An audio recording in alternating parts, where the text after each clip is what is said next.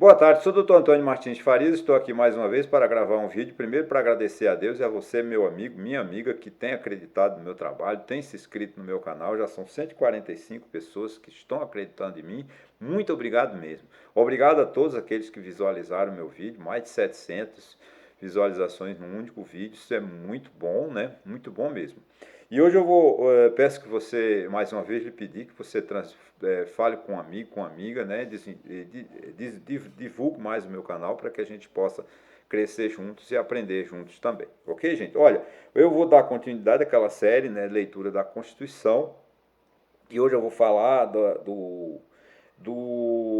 da nacionalidade, né? Diz lá o artigo 14 da Constituição Federal. São brasileiros natos, né? Os nascidos na República Federativa do Brasil, ainda que de pais estrangeiros, desde que estes não estejam a serviço do seu país. Então, o que acontece? Suponhamos que vamos lá, o embaixador de Cuba vem para o Brasil e aqui sua esposa engravida e tem um filho. Como esse senhor e esse senhor ou essa senhora são embaixadores de Cuba, esse filho, eles não vão ser brasileiro nato, eles vão ser cubanos, né? Agora, se qualquer estrangeiro que venha residir no Brasil e aqui tenha filhos, esse filho será automaticamente brasileiro nato, tá certo? Agora, se a pessoa está representando o Estado, um Estado como eu citei Cuba, né, como eu citei, pode ser a Argentina, pode ser a Nicarágua, os Estados Unidos, nasceu aqui no Brasil. Não, a pessoa, o estrangeiro, os pais, né, estrangeiros não estão a serviço do seu Estado, do seu país, essa criança é brasileiro nato. Se a pessoa for embaixador ou representa algum organismo internacional, essa criança tem a nacionalidade do país dele, dos pais, no caso, né? Agora tem o seguinte, o inciso A, né, o que eu acabei de falar. Agora o inciso B, diz assim, os nascidos no estrangeiro, de pai brasileiro ou mãe brasileira, desde que qualquer deles esteja a serviço da República Federativa do Brasil. Suponhamos que o Brasil, né, manda para Cuba o embaixador. Aí chega lá, esse embaixador, a mulher dele engravida e ele tem um filho.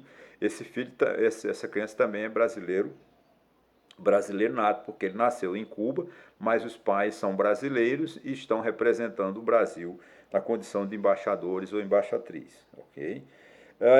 Aí tem assim, o inciso B diz, os nascidos no estrangeiro de pai brasileiro ou de mãe brasileira, desde que sejam registrados em repartição pública brasileira, né, competente, ou venham a residir na República Federativa do Brasil e optem em qualquer tempo, depois de atingir a maioridade, pela nacionalidade brasileira. Né? Então, agora, os brasileiros, isso aí, nos casos dos brasileiros que estão morando em Cuba, na Itália, na França, na Inglaterra e lá têm filhos, eles devem procurar a embaixada, um consulado do Brasil, registrar essas crianças.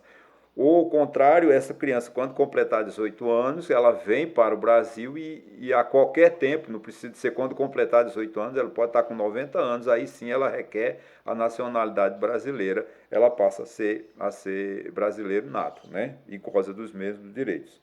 Agora nós temos a questão da naturalidade, né?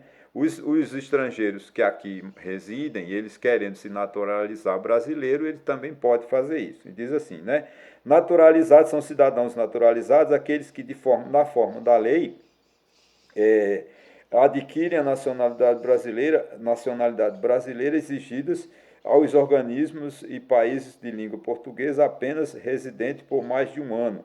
Desculpa, estou lendo mal porque eu estou com problema no olho e dá uma tremedeira. Aí os que são naturalizados, os que, na forma da lei, adquiram a nacionalidade brasileira exigidas aos originários do país da língua portuguesa apenas a residência por um ano ininterrupto de idoneidade moral. Né? Vamos lá, o seguinte.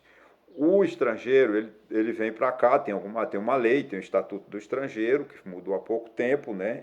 E faz as exigências para que um estrangeiro se naturalize. Para os portugueses, porque nós somos irmãos, né? Nós fomos descobertos pelos portugueses, nós temos relações culturais de extrema importância. Basta que um português chegando aqui, residindo um ano no Brasil, é suficiente para ele requerer e a naturalidade ter todos os direitos de ser brasileiro, né? Aos brasileiros, né, aos estrangeiros de qualquer nacionalidade residente na República Federativa do Brasil há mais de 15 anos, ininterrupto e sem condenação penal, desde que requeira a nacionalidade brasileira. Quer dizer, você, para um estrangeiro, para se tornar um brasileiro naturalizado, ele precisa de morar pelo menos 15 anos aqui, de ser uma pessoa de boa idoneidade, que não cometer crime, etc, etc. Certo? Então, é importante demais esse nosso bate-papo, como eu falei, o próprio nome diz, é a leitura da Constituição. A gente vai lendo a Constituição. Eu não quero repetir aqui um parênteses, desculpa, me fazer um discurso jurídico, jurisprudencial, né? Eu quero fazer uma leitura, porque isso aqui é uma leitura mesmo. Para quê? Para despertar nas pessoas essa importância da Constituição, porque a Constituição é de extrema importância para todos nós, porque é nela que estão os nossos direitos e os nossos deveres. Então, você vê, aqui são os direitos dos estrangeiros, a cidadania, né? Nós somos brasileiros, né? Nós somos crianças, nossos filhos que nascem no estrangeiro, né? E tudo isso já a condição de nos dar a posição de sermos brasileiros, né? E é importante, como um estrangeiro ele se naturaliza, né? Agora, é claro, eu não vou entrar no detalhe como se naturalizar, porque esse é um estatuto da lei Estatuto do Estrangeiro, tem uma lei específica, é mais detalhe. Eu não vou entrar nesse mérito, né? Isso aí, quando você mora aqui no Brasil há mais de 15 anos e quer se naturalizar, obviamente que você pode procurar um advogado, um chamado despachante, né? Que ele tem todas essas informações, né? E diz assim, né? Diz assim, os portugueses, a parágrafo 1º do artigo 12, ele é interessante pelo seguinte, ele diz, aos portugueses com residência permanente no país, ou seja, aqui no Brasil, se houver reciprocidade em favor de brasileiros, serão atribuídos os direitos inerentes ao brasileiro, salvo os casos previstos nesta Constituição. O que isso quer dizer? Como nós temos essa ligação cultural fantástica com Portugal, os direitos são quase idênticos, tem tratados entre Brasil e Portugal, né, de como se relaciona os brasileiros e os portugueses no Brasil. A gente tem uma colônia portuguesa fantástica no Brasil, um enriquecimento enorme, com a contribuição maravilhosa dos nossos patrícios, né? Nossos queridos portugueses. Eu sei que lá em Portugal está havendo alguns problemas, eles estão rejeitando algumas, mas isso não é o português, é alguma pequena minoria que criticam os brasileiros, que não gosta dos brasileiros, porque diz que os brasileiros, principalmente as brasileiras, que vão para lá tomar o marido delas, são mulheres ciumentas, né? Eu sei, não tem nada a ver. Não vamos entrar nesse barato, porque nossa relação com Portugal é tão rica, tão bonita, que dispensa comentários de baixo, vamos dizer assim, de baixo valor, né? Mas infelizmente há essa briga boba, né? Há pouco tempo eu li uma matéria no jornal Estado de São Paulo, falando das dificuldades, né, de brasileiras e brasileiros que residem em Portugal. Com certeza os portugueses também têm o mesmo sentimento em relação a nós brasileiros.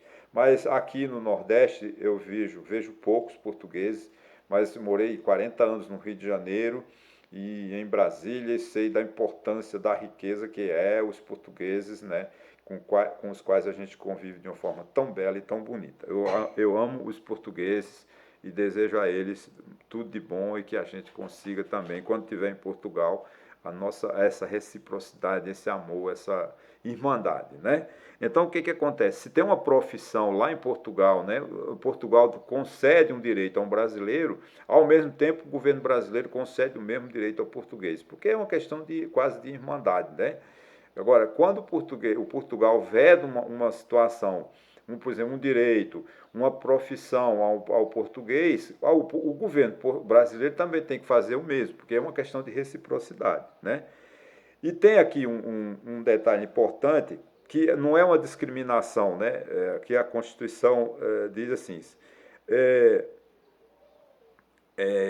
aqui, seguinte, vamos lá, o parágrafo 2º, né? A lei não poderá estabelecer distinção entre brasileiros natos e naturalizados, salvo nos casos previstos nessa Constituição.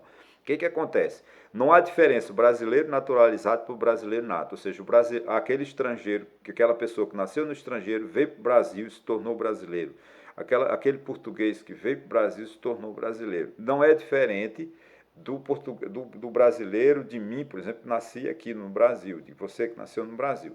Nós somos iguais, os direitos são iguais. Agora, alguns cargos, a Constituição reserva para brasileiro nato, ou seja, para aquele juiz solis, né, que é uma linguagem, aquele que nasceu no território, né, e não é o juiz sanguíneo, né, que é outro espectro. Então, alguns cargos, vou relacionar os cargos aqui, né, são os cargos que são privativos só para brasileiros natos, ou seja, só para aquelas pessoas que nasceram no Brasil.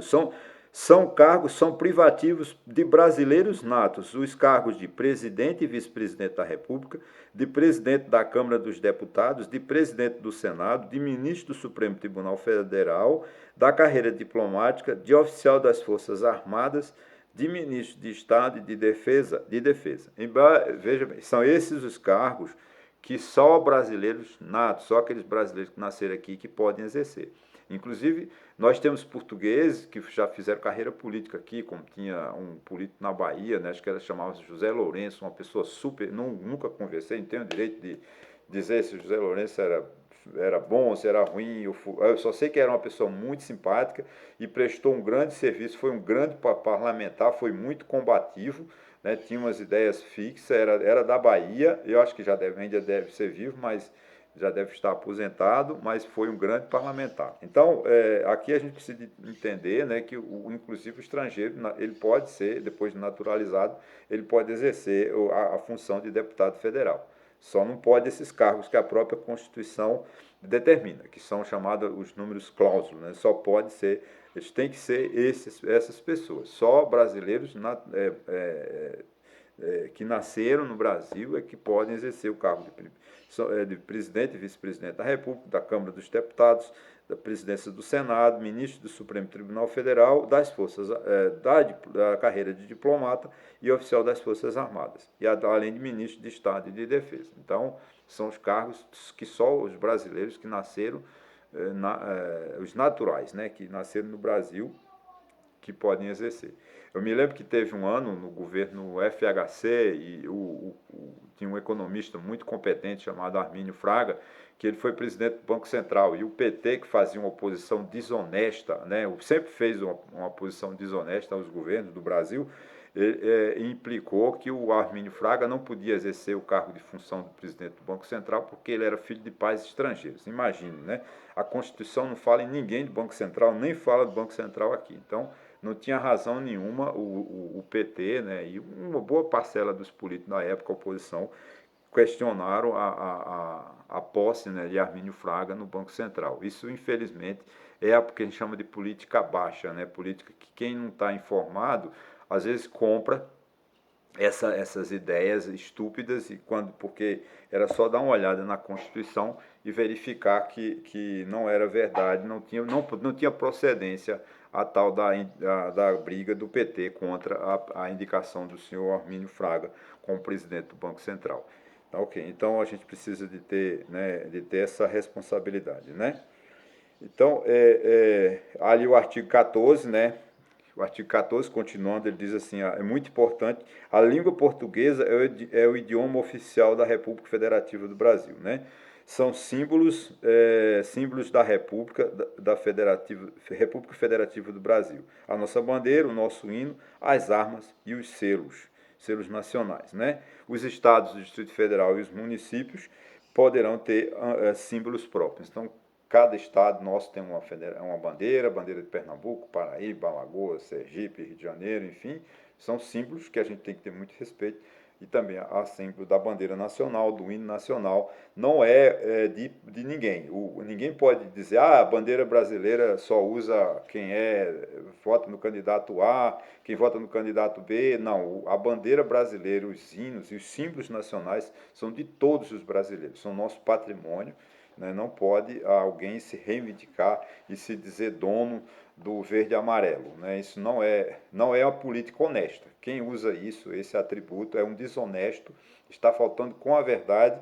E a você, agora, depois que você assistir esse meu vídeo, você vai tomar consciência de que a cor, a bandeira, o hino, os símbolos do Brasil são de todos os brasileiros, não só de um partido político ou de qualquer ala ideológica que possa existir. Ok, gente? Olha, muito obrigado mesmo a você que veio até aqui. E eu vou encerrar esse vídeo, porque já estou passando de 15 minutos, para não ficar um vídeo muito longo, muito chato, para você não perder o entusiasmo, né, pelas informações. Repito, é uma leitura da Constituição. Então a gente vai lendo o artigo por artigo, né, e eu vou passando essas informações para você ver que